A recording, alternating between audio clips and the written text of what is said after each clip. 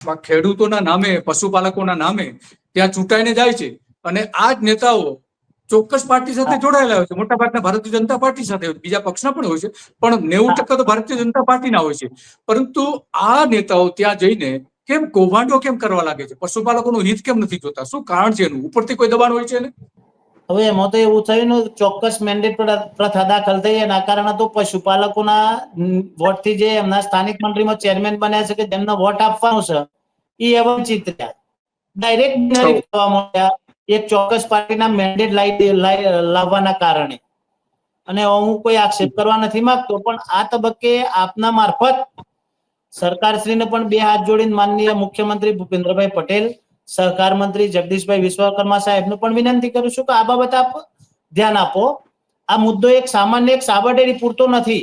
આ બીજી એક વાત સમજવા જેવી કહી દઉં, આ રાજ્યના દરેક 20 થી 21 દૂધ સંઘો છે, એમાં સેમ ટુ સેમ આ જ પ્રશ્નો છે, આ જ પરિસ્થિતિ છે અને આ જ બધો કારણોને લીધે ઉભી થયેલી પરિસ્થિતિ છે.